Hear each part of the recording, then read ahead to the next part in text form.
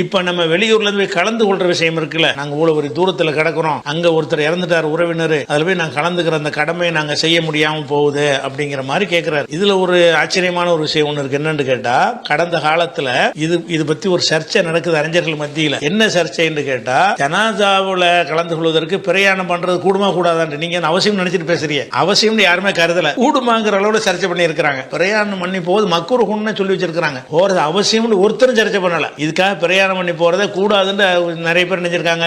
Suffer பிரயாணம் பண்ணி அதுக்கு நீ போற இருந்தா ஜனாசால கலந்துக்க, ஊர்ல இருந்தா கலந்துக்க, இல்லாட்டி விட்டுரு, துவா இருந்த இடத்துல துவா செஞ்சுட்டு போ அப்படிங்கிற மாதிரி அதிகமான பேர் என்ன செய்யறாங்க, அப்படி சொல்றாங்க. தூரந்தொலையில் இருக்கக்கூடியவர்கள் அதுக்காக புறப்பட்டு போகலாமா கூடாதான்னு வந்திருக்கே தவிர, போகாம ஒருத்தர் இருந்தாரே ஆனால் அதை குற்றம்னு சொல்லி யாருமே சொல்லவில்லைங்கிற ஒரு விஷயத்தை தகவலுக்கு தான் போய் தான் ஆவணுங்கிற மாதிரியான ஒரு கருத்து எந்த ஒரு காலத்திலையுமே இருந்தது கிடையாது. இது ஒரு விஷயத்தை விளங்கிக்கணும். அதே நேரத்தில் அது ஜனாசாவுக்கு கலந்து கொள்ள போகலாமாண்டா அது அவருடைய வசதியை பொறுத்த விஷயம். ஒரு மனிதர் அவருக்கு காசு பணம் இருக்குது, போய் கலந்து கொள்ள இயலும். இப்படி போறதுனால ஒரு கடனாளி ஆயிர மாட்டாரு. வெளிநாட்டுல இருந்து ஒருத்தர் வந்துட்டு வர்றாங்க, அந்த அந்தாண்டு 1 லட்சம் ரூபாய் ஆயிரும். அவ்வளவு செலவு செய்யற அளவுக்கு கெப்பாசிட்டி இருக்கும், இல்லாம இருக்கும்ல. அப்ப நீங்கள் இந்த செலவழிச்சிட்டு